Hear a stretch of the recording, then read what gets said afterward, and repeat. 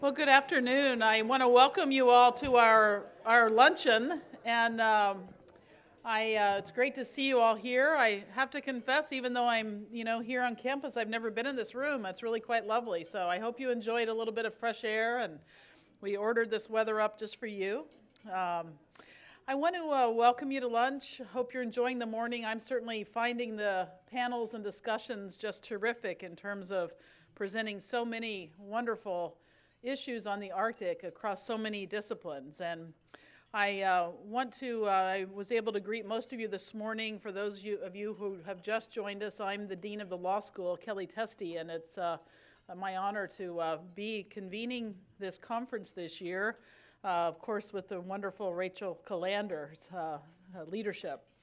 We want to first start by saying that our president, Michael Young, had hoped to join us for the luncheon, and I give you his very best regards. He was called out of town, as often happens when the university is in legislative session or other reasons, but he was very pleased to see this event taking place, in large part because work on the Arctic is a very strong priority for the university, and one of the things we're trying to do is really bring together many of the initiatives around the university so that we're collaborating well.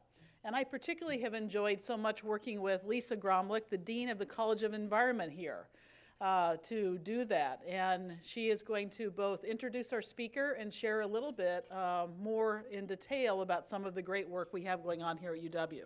So Lisa, great to have you here, and please come on up.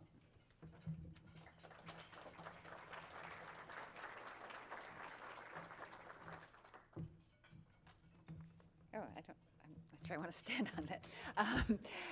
Thank you, Kelly, and it's always a pleasure to work with you on this and other projects. And once again, congratulations to Rachel for pulling off just a marvelous, marvelous second Arctic encounter for all of us here. I'm not going to take more than a few seconds away from the time that we have devoted to the Honorable Edward Itta, but I do want to say that I'm welcoming you here to the University of Washington, where despite the fact that we are down here below the Arctic Circle, we have a long history across the university of engagement in the Arctic. A lot of it started with the pioneering work of our applied physics lab in understanding the extent and measurement and dynamics of sea ice.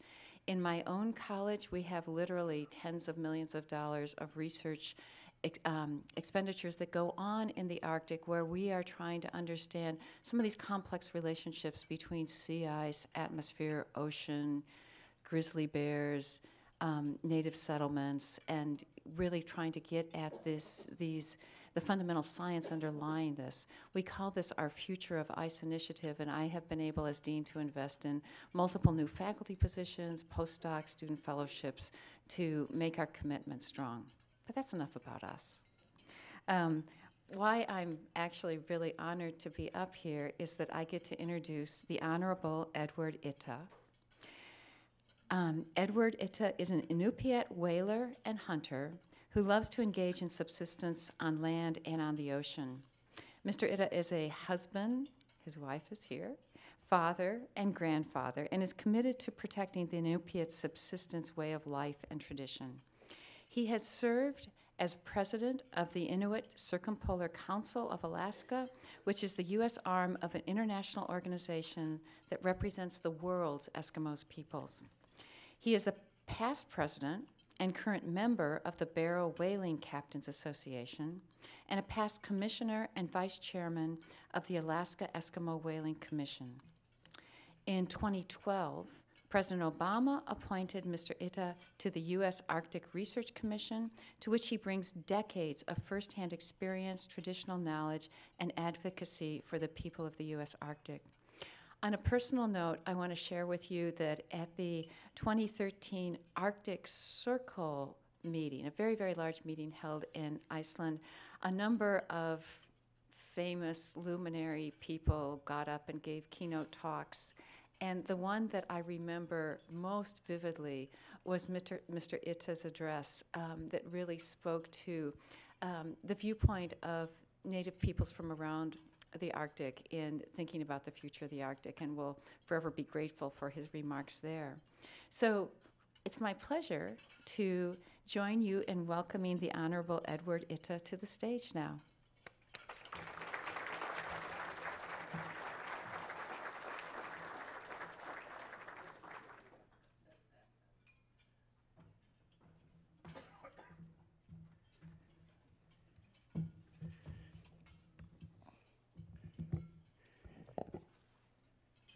Hi.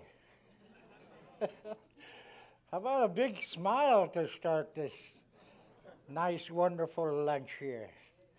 We pakalagipse, ubanga inyo piak, utkaving mio. At saka, saka ninyo piatun, inyo kungaruamili, utkaving niya. I spoke in my mother tongue, my first language, that I'm Edward Sakan Itta.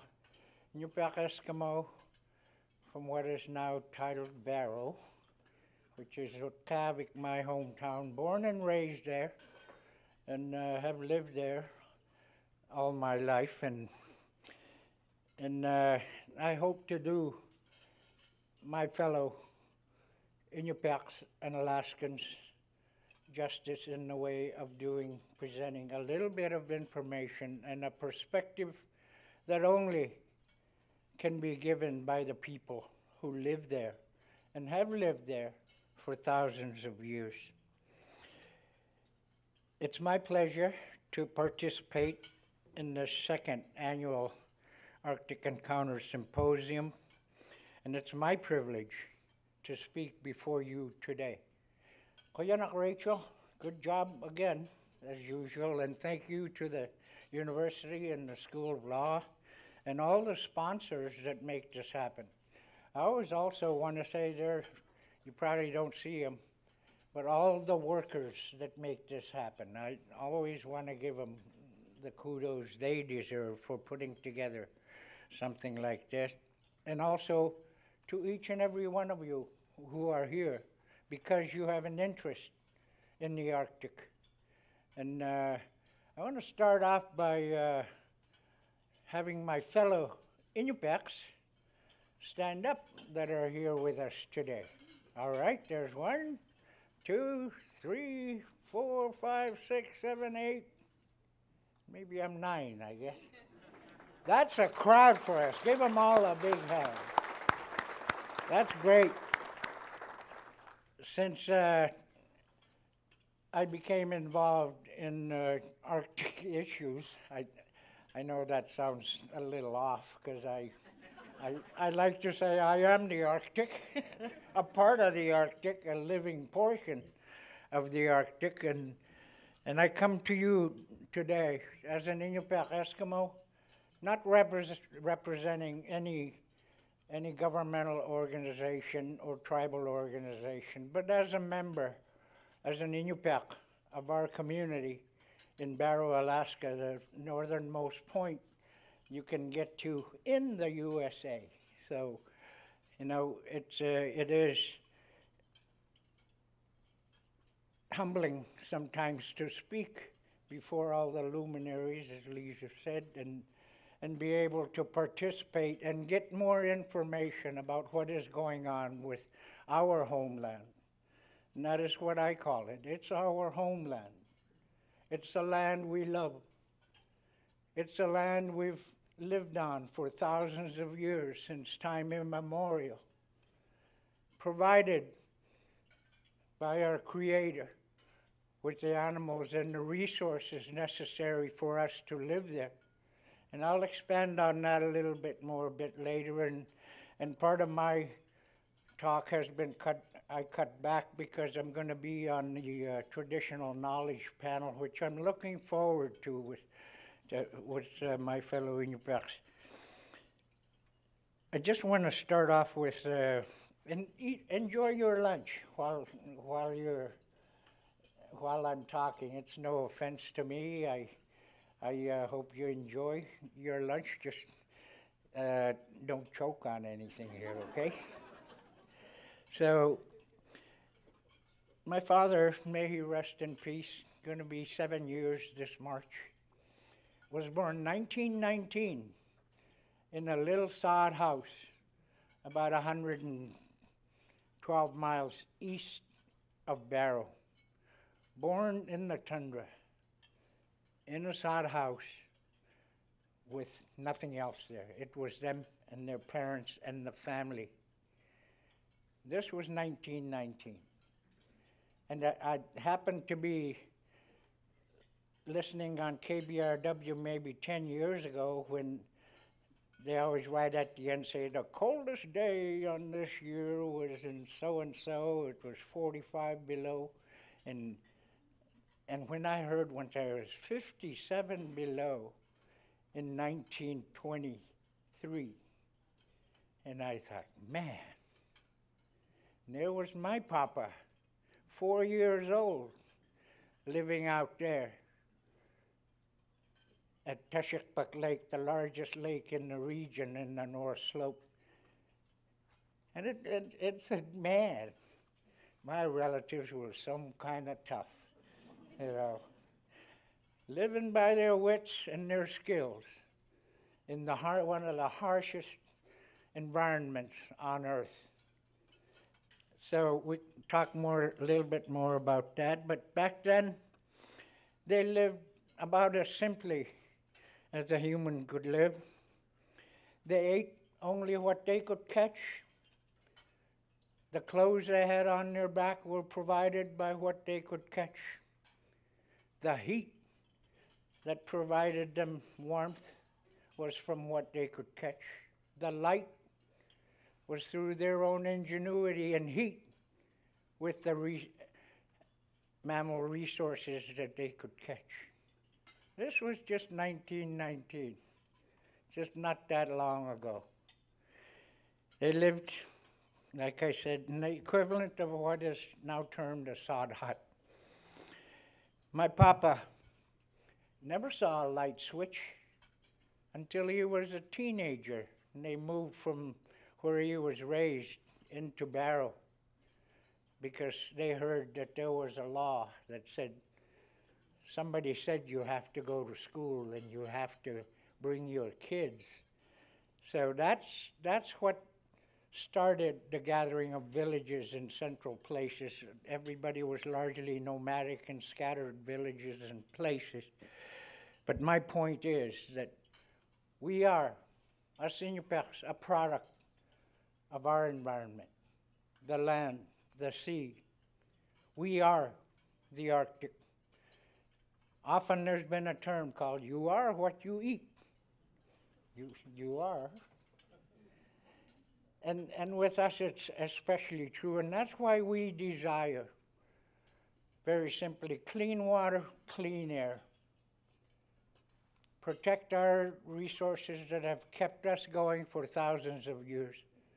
And our hope and dream, too, is that we can continue for thousands more. Villages were becoming more settled. I remember in Barrow, it was so dark, you could see the northern lights right above you. Now you can't. We got street lights all over the place. You got to drive out of town to see them. But the magnificent country that we live in. Granted, cold, dark nights, but there's also the beautiful 24 hours of sunlight, daylight all the time.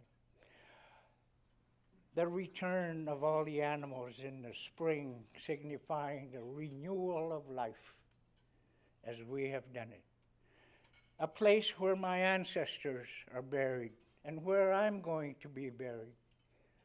A place where my grandkids are. A place where my wife and I have raised our family. A place with people like you, like anywhere, that have hopes and aspirations and also have anxieties about the unknown that is happening. How severe will it be? When will it come? How will it affect our animals? All those same basic questions that are there. I'm getting a little ahead of myself, but I want it to be said, or I want it to be heard, that as an Inupiaq Eskimo, a hunter, and a whaler, that There is no denying that our Earth is warming. Our climate is changing. I am not a denier. We're living it. Permafrost is melting. Erosion is there. Definitely less ice, and that impacts, again, our way of life. This region is our home. 7,000 Inuit scattered from Point Hope on the west to Borough Island right by the Canadian border. And I'm just talking about the North Slope Borough region, which is my region, just like Northwest has theirs. 88,000 square miles, probably the world's biggest county, municipality. It's the size of the state of Minnesota. And that's just the northern part of Alaska, folks. But I just try to give you a mental image of what is there. And that Barrow is the hub of the region. And it's our home, like I've said. It's also the place that has made the United States an Arctic nation. We have used and occupied that region since time immemorial. And that's an important point because it applies to all things. We have survived thousands of years against some pretty steep odds, including the obvious challenge of the Arctic climate. Our survival has always depended on the ocean and the land, the abundance of the bowhead, the beluga whale, the gray whales, the polar bears, the walrus, the ring and bearded seals, waterfowl, fish. For those of you that don't know, we're in a roadless region. The only way you can get to Barrow is by boat when there's no ice, by snow machine maybe, from wherever you are, but mainly by air transportation. So it's a very isolated place, but those areas I speak of, the land, the tundra, the Beaufort and the Chukchi Sea, which make the Arctic Ocean on our side along with the Bering, are what we have lived on for thousands of years. And we continue to aspire to be there for thousands more. We all know resources are finite. We know that oil will run out. We know minerals will run out eventually. But we don't have any other place to go. We're going to still be there, good Lord willing, in spite of the unknowns and the uncertainties, that we have faith that we will survive. The ocean, my people, especially the whalers relative to the ocean, categorize the ocean and the tundra as our garden. We don't have any agriculture up there. And a large part of our sustenance as people still comes from the land and the sea. Subsistence, hunting, fishing, gathering are in our DNA. It's who we are. It's not just a way to get food.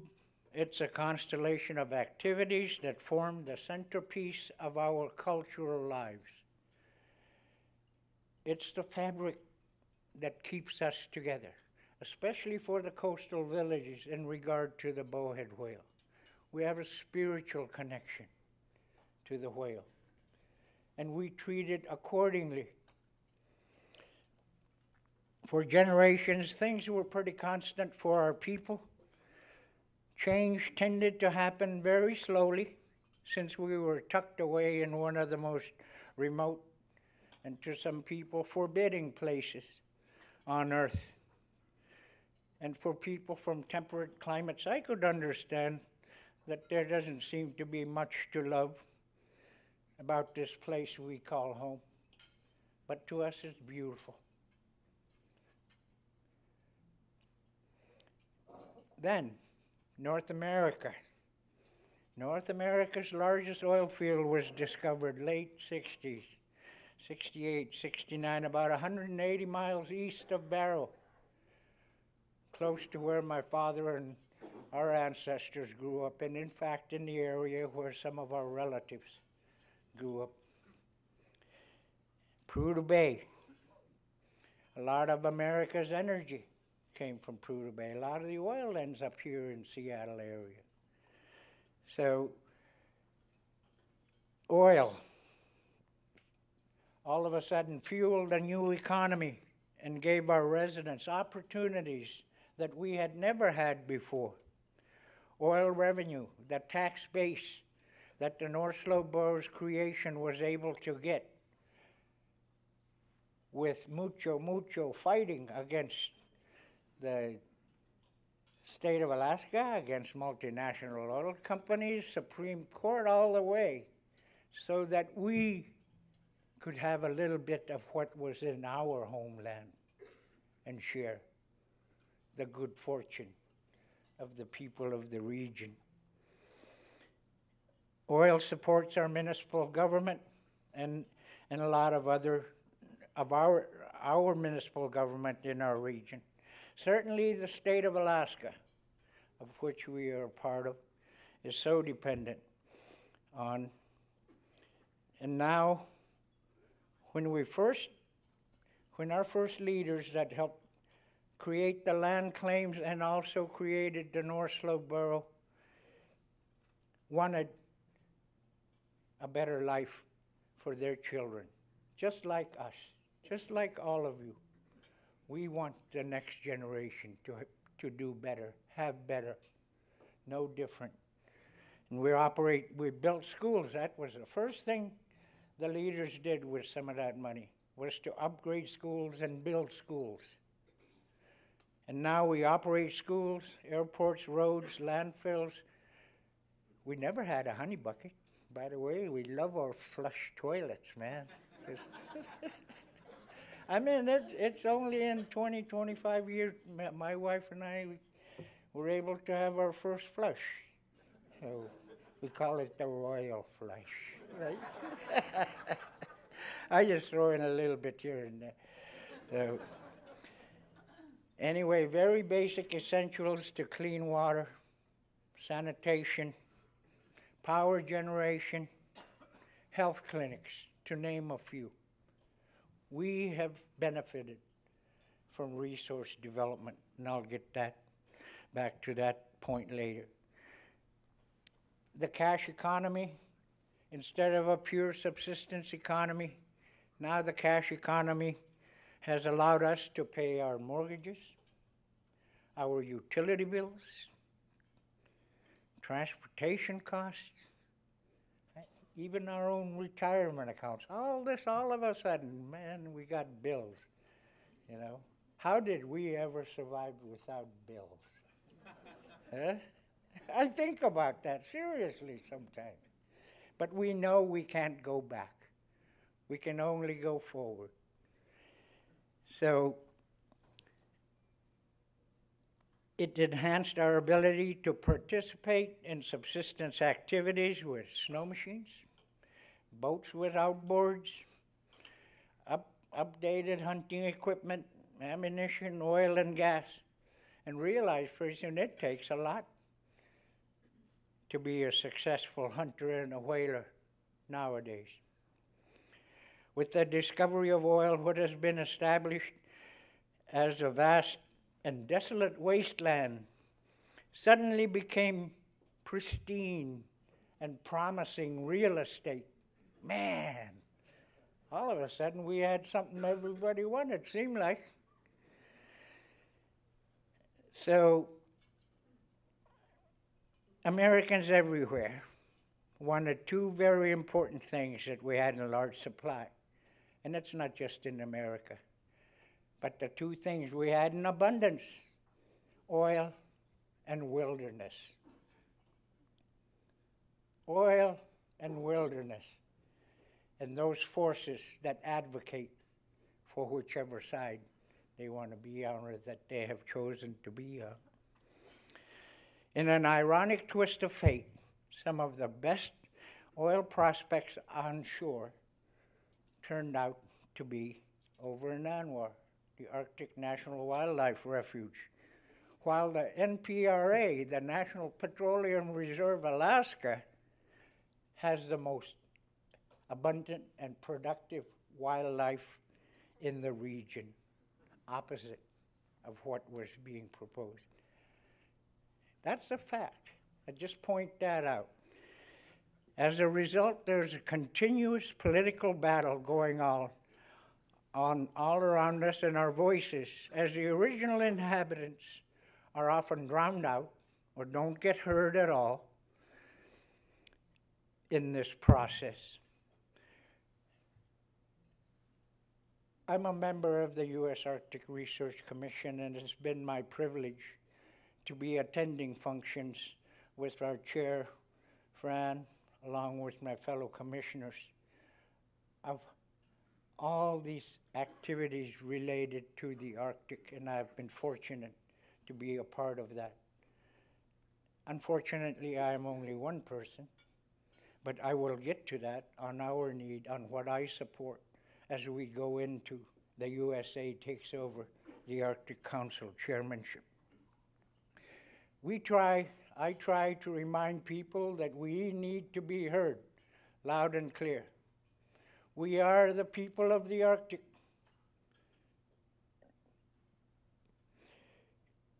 We still live in America's Arctic, and we're going to live in the America's Arctic. After all the battles over the wilderness and the oil are done, we are the ones that have to live with the consequences. We are the most directly impacted people, decision makers, policy makers at all levels need to understand that. Uh-oh, I just had a technical difficulty here. Now what we're going to do? I'll blame Rachel. Not to fear. It's still here. Okay. Finding a balance between development and preservation is a fundamental challenge that echoes up and down what I call the political food chain. Even in our villages, my fellow Inuit, even in our families, feel pulled both ways about what is going on, and it's very real. We know we need to protect the wildlife habitat that sustains our subsistence way of life, but we also need jobs to support our families. Before the advent of the oil era, jobs were few and far between in our remote communities. And as I said earlier, we can't go back. Even if we wanted to, we can only go forward as a people. So the fate of our local economy, our economic well-being, is entwined with that of industry. We have no other industry up there dependent on the production of oil and gas. If that were to be shut off, what will we do? That's part of the stress from the unknown, a part of the anxiety that we as a people face. Certainly I, and a good majority of my fellow Inupiaq, think about.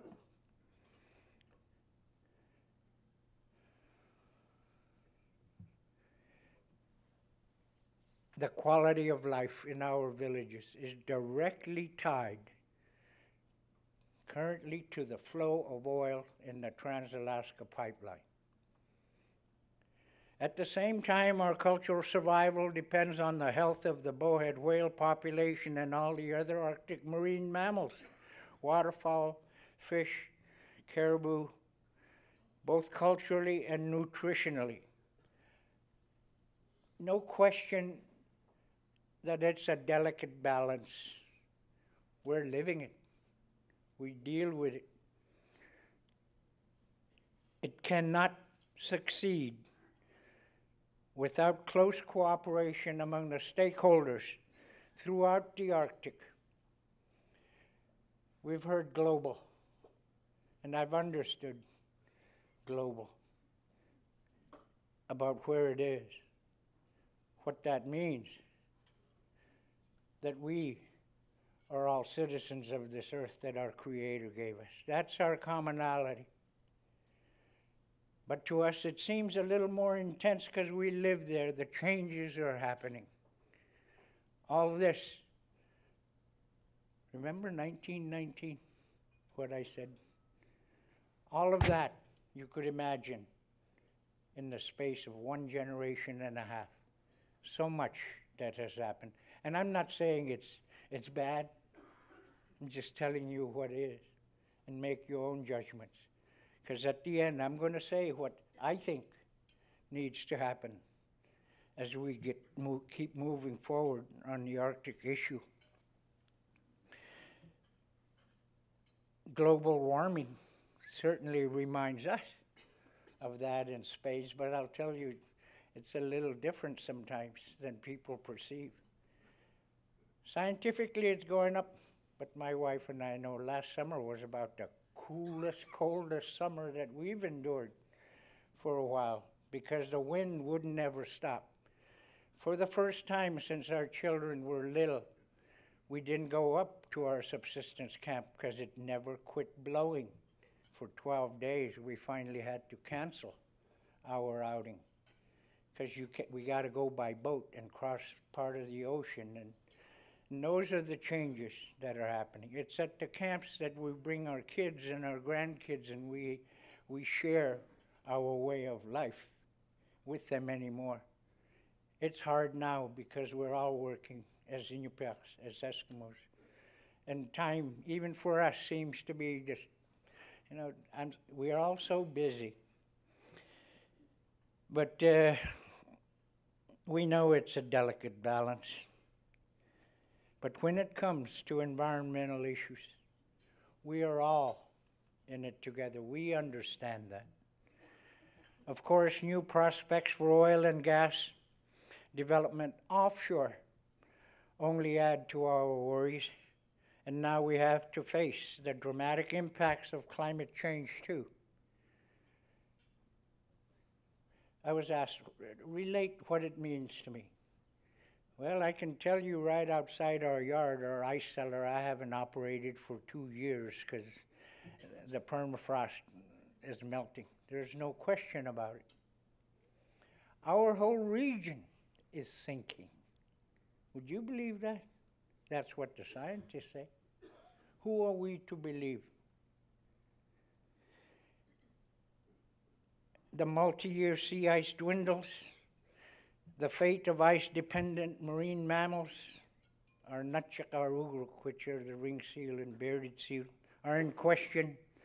Newly exposed areas of the ocean become potentially accessible to oil drilling and other resource development. Increasing talk, as we have heard, of Arctic shipping lanes, expanded fisheries, new tourism opportunities, and other competing uses, all the way from open it wide open to all of those that would say, no, don't even touch it. And here we are feeling the effects.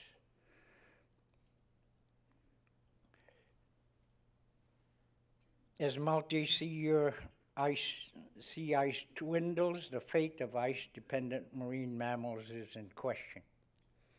Remember I said we are who we eat? We worry and think about that a lot. Newly exposed areas,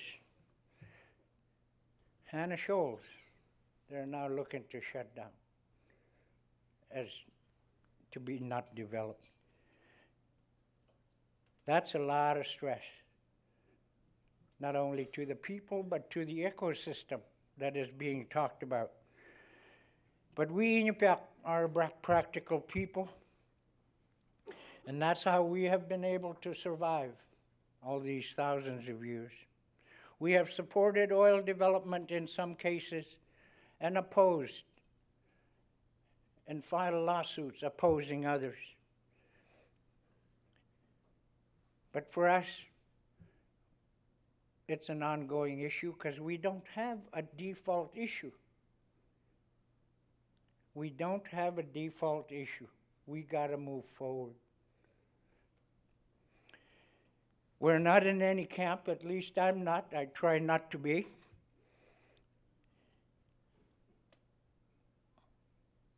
Because the well-being of our people depends on both development and protected land and water. We can't afford to choose between the two. Our salvation will be in striking the right balance. As I get close to the end here, I want to thank the good Lord for the opportunities that I've had to be living in this period of human history. I think we're reaching another almost land claim era type of a situation with us.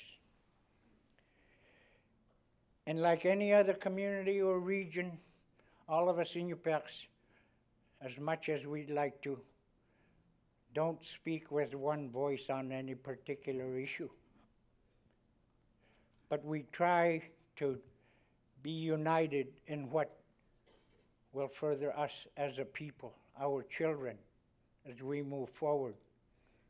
So we're very conscious and cognizant of the challenges that are facing all of us, each one of us, as a citizen of the world, as a human being, of what is happening in the Arctic is very real.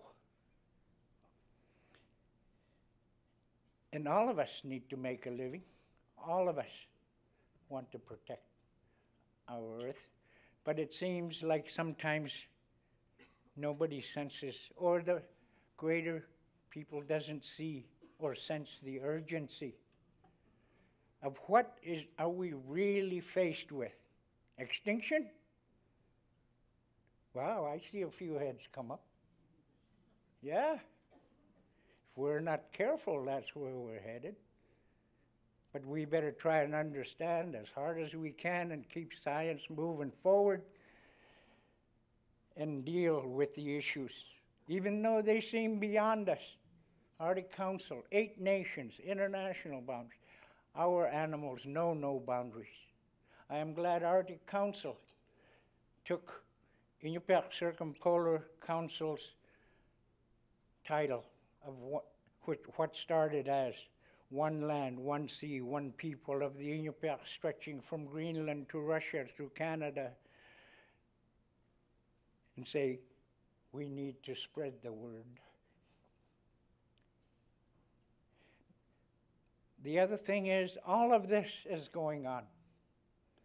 And every so often, high-level officials, agency people will come up to Barrow and spend a day, maybe 2, and say, hi, bud. I'm not pointing at you. You're from Alaska now. To inform us as a people, to let us know what is happening, to understand all these technical papers and everything that is so complex. I had a wonderful experience in Washington, D.C. A friend was with me.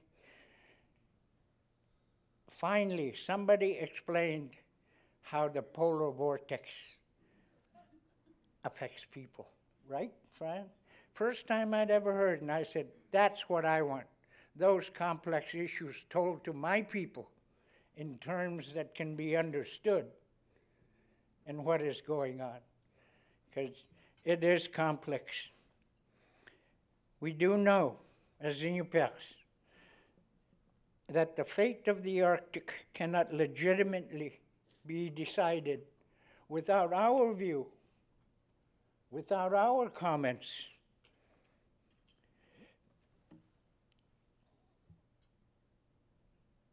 reflected in some fashion in the outcome. The IMO. What is that? You know, we didn't know things were being done for us up there, and we didn't have a say. But be that as it may, I'm not looking for pity. We never do. We're self-sufficient. We strive to just keep moving forward. And as the U.S. assumes the chair of the Arctic Council, I hope that this can be made clear with our leaders, policy leaders, political leaders, science leaders, that the Inupiaq need to be heard, because our perspective, as I have tried to give you, is fundamentally different, and our status as stakeholders is unique. One of a kind, unique. But we are the people of America's Arctic, at least the portion that I'm talking about, the northernmost. We have our northwest, our neighbors, our cousins, that we work with. We aren't just invested in the Arctic, as I have said.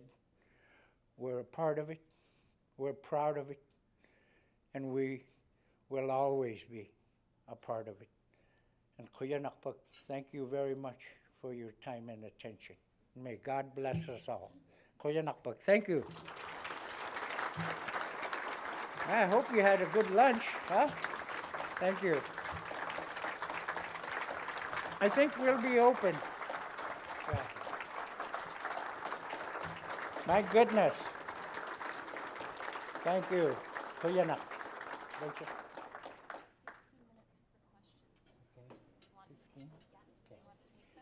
Rachel tells me I have 15 minutes for questions, but I'm going to say we got 10. Huh? Just to be contradictory. Huh? If anybody has any questions, I'd be glad to try and answer them or deal with them. Did I take that long, really? Here I was trying to time this for 15, no more than 20 minutes at the outside. I talk too much sometimes, I think. But I'm certainly open to any questions that I'll try my best to answer and respond to. I think that, Rachel, you said there's a mic. Oh, there it is. If anybody had any questions, and there's another one. Hey. Oh, I was going to say, I must have done damn good. Nobody's got a question. Thanks, Edward. That was an excellent talk. I'm Larry Hinsman from the University of Alaska. And you spoke about the flush toilets, and I just want to draw you back to the great themes of the U.S. Chair of the Arctic Council. One of them is on water security, and so many of our Alaskans still deal with honey buckets, and they don't have the flush toilets. And, you know, can you relate the people of Alaska and what they need to the theme of the Arctic Council, and can we resolve that problem? See, I didn't understand the comment, because the speakers are facing outward.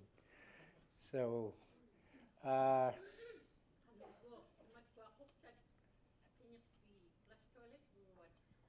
sumun pisuviti.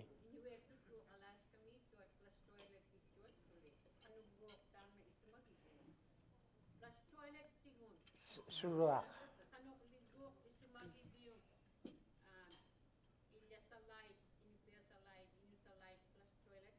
Yeah. Well, I'll say this. The health of it's been good. It's great. It's almost as wonderful an invention as mayonnaise, okay? Seriously, the health of our children and families has shot up because we don't have to deal with raw sewage manually anymore, just like the way we did. And there are still people that are doing that in our region, even though we're so fortunate. I know in Northwest there is. In fact, should I mention this, Elfie? We had to revert back to a honey bucket about a week ago because our water sewer lines froze up. So I think it's expensive, awfully expensive, but when you do the cost ratios, I think the health cost balance those out. But that is, clean water especially is something that we strive for all the time, not just in our region, but in all parts of Alaska. In fact, the US Arc has a practical project on improving or how to address the honey bucket program or lack of water, clean water or clean sewer systems in the villages. It's a mighty big challenge because we still have to treat that sewage, but in turn it costs more money. That is money that we have to, our government has to budget out. Is it education, health, water, sewers, just like anywhere else. But it's been a blessing for us. There's a question over there.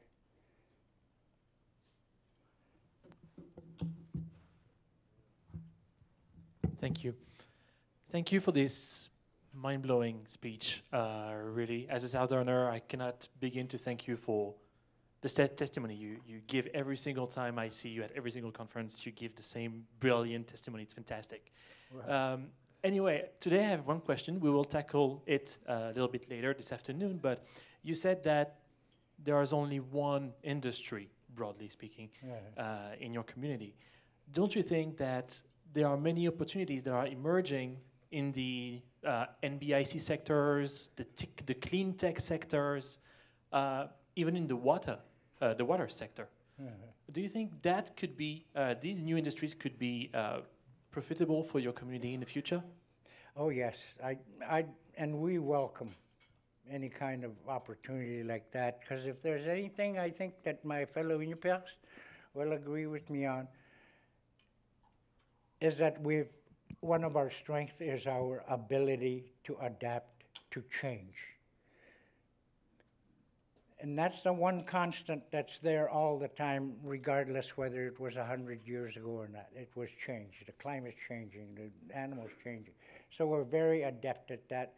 And we know it's not good to be single resource dependent. But I'm going to be 70 in July. And in spite of the sense of anxieties and whatnot, speed this up. Sometimes things just have to happen and evolve before what I would call the poster child of the Arctic becomes real to so many people, instead of just a polar bear or a whale or a seal. A mental image of what is the Arctic tied in with some emotion. Then that's the purpose of these kind of get-togethers, that we educate, we make people aware, we deal with the issues. So I'm hopeful, and thank you for that. I think my 10 minutes is up, huh? Or do I have 5 yet? I got 5 yet, thank you.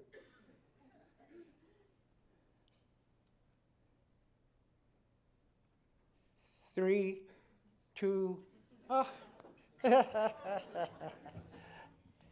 What makes you most hopeful?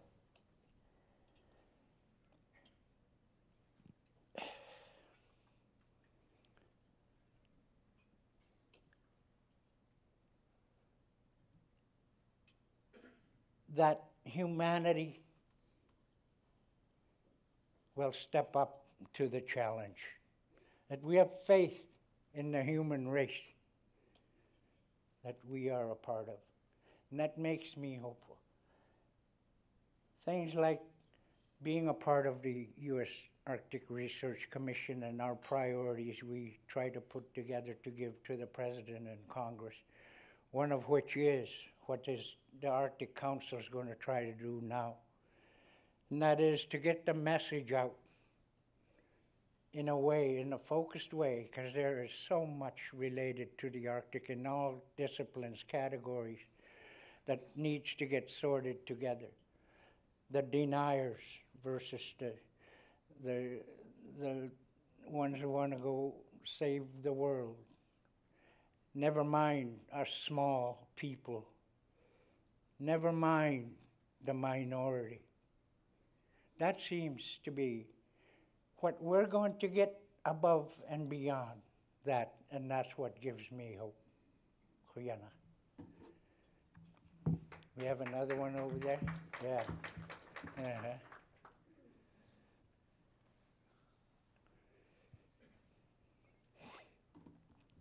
Thank you. My name is Nicola, and I'm with the Canadian Embassy in DC, working on Arctic issues. And I was just thinking, this is a challenge facing Canadian Indigenous peoples as well, in terms of getting your voice heard. Small population compared to sort of more broadly.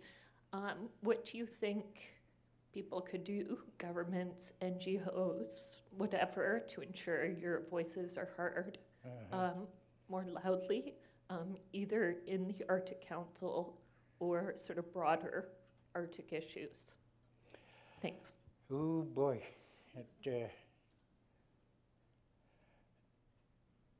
clarify the question, the comment for me. Suayak piko, sumik.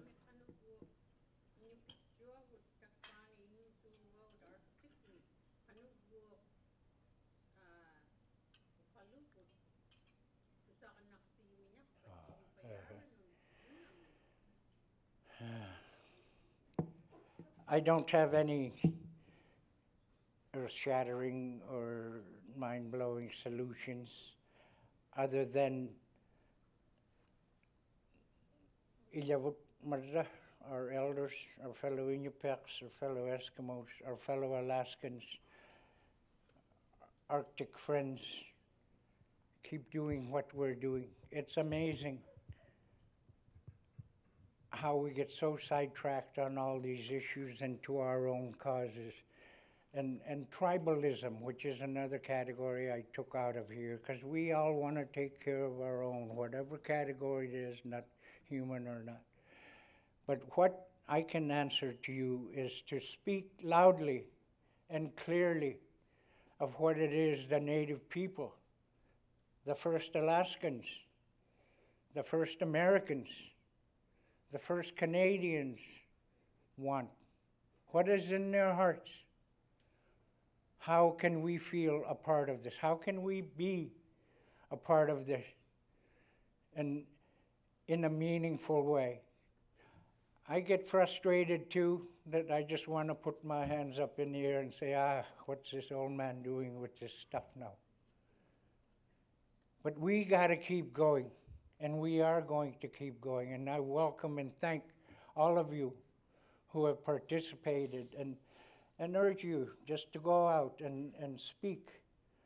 That you heard this Inupiaq say, it's real, man, it's real. Take my word, it's as good as anybody else's, okay? Thank you, okay?